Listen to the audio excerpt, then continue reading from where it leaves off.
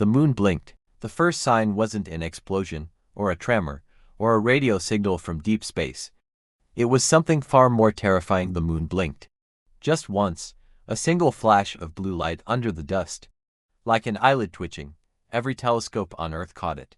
Every military scanner overloaded, and every scientist said the same thing. That wasn't natural. By the time Earth understood what was happening, the moon opened its eye a second time, and this time, something was looking back. The Discovery. Commander Aeron Vale stood inside the Lunar Research Dome, staring at the live feed, a massive glowing fissure spreading across the Marimbrium Basin. It wasn't random, it wasn't geological, it was symmetrical. Designed, engineered, sir, said Lieutenant Marquin, shaking. The readings say this structure is activating. It looks like a gate. Aeron leaned closer. Beneath the surface, enormous metallic rings were rotating in layers, each ring the size of a city, each turning faster than the last. It's a portal system, he muttered, but built centuries, maybe millennia ago. And then the worst realization hit him. It's not opening by accident. Something triggered it. The alien warning. 12 minutes later, Earth received an encrypted signal not from the moon, but from the Selari Dominion, humanity's former enemy and current uncomfortable ally. Aeron, a high-ranking Selari tactician, appeared on the hologram, his crystalline armor glowing faintly. "Human commander," he said coldly, "you must shut the Lunar Gate immediately." Aeron frowned. "You told us the moon was empty, dead. No alien tech remained." Aeron's expression tightened. "We lied," Lieutenant Mara gasped, but the alien continued. "The Lunar Gate was built by an ancient enemy, the Kraelon Swarm. They devour solar systems, consume stars, and enslave species. If the gate opens fully, they will return." Aeron's voice cracked. "Why hide this from us?" The Selari looked down. "Because we thought we had more time." The countdown alarms erupted. The Lunar Gate's rings were now spinning fast enough to distort gravity. Dust levitated, metal plates groaned. Every scanner screamed red. Mara checked the displays. "Gate activation at 92%, 94. 95, sir, it's accelerating on its own." Aeron clenched his fists. "Prep the strike team. We're shutting it down from inside." Entering the gate chamber, the approach to the crater was already a nightmare. The moon's surface was cracking like eggshells, releasing faint blue plasma mist. The team's boots sank into vibrating dust that hummed like a living creature. Inside the crater's center stood the gate, a colossal silver structure rising out of the ground like mechanical ribs, glowing with dark blue energy pulsing like a heartbeat. Aeron whispered, almost afraid to hear himself, "It's alive." Mara swallowed. "Commander, something is moving inside the gate." First contact with the swarm. A shadow formed inside the spinning rings, long, twisted, insectoid, then another. And another. "Ika, Team Sniper," shouted. "Movement." Multiple entities, non-human, non-Selari.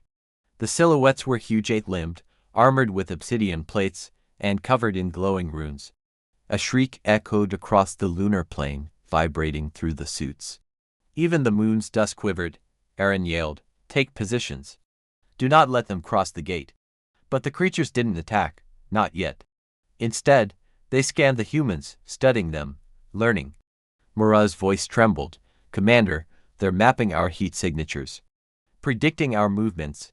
Aeron exhaled sharply. "These things, they adapt instantly." Battle begins. Without warning, the first Kraelon lunged forward with impossible speed.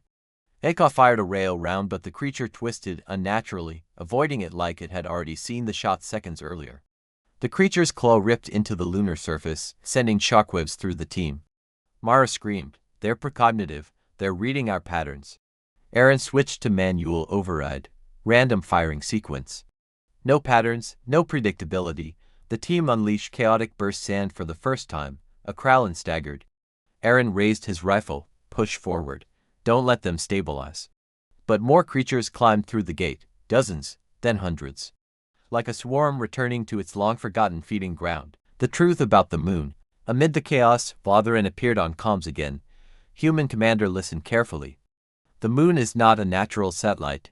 Aeron froze. "What do you mean?" "It is a prison. A cage for the Kraelon Swarm. And you humans have just unlocked the door." Aeron almost dropped the communicator. "Why didn't you tell us? You would have panicked." And fear opens gates faster than machines. The ground shook violently. Mara pointed. Commander. The gate is at 100%. A vortex tore open a swirling cosmic wound showing stars that didn't belong to this universe.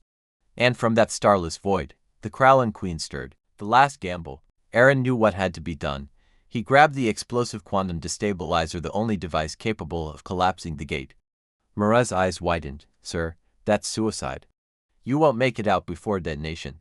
He smiled faintly. We don't need a survivor. We need a chance. Eiko yelled over the comms. They're flanking. We have 30 seconds. Aeron sprinted into the heart of the vortex, dodging claws, plasma bursts, and shockwaves. Every heartbeat felt like an explosion. As the Queen's colossal shadow leaned forward, Aeron reached the central energy core. He slammed the device in, twisted the ignition, and whispered, "Forth." The screen went white. A silence followed, long, terrifying. Then the Lunar Gate imploded, collapsing inward like a dying star, ripping the Kraelon back into the void before sealing shut with a final, blinding pulse. The moon fell quiet again. Epilogue, but not the end. Hours later, Mara stood at the crater's edge, watching dust settle like snow. Eiko approached quietly. Do you think the commander made it? She shook her head. He didn't plan to. On the comms, Fatherin spoke softly. You humans continue to surprise the galaxy. Mara looked at the sealed gate. Is it over? Fatherin exhaled. No, you closed one gate. But the Kraelon built thousands. She swallowed hard. And they all lead here. Yes, he replied. Their queen marked Earth long ago. The screen faded as Mara whispered. Then this war is only beginning. If you want part 2, the night all gates opened, comment next chapter. Like the video, and subscribe to join the HFY Moon War Saga. 2.5s fast.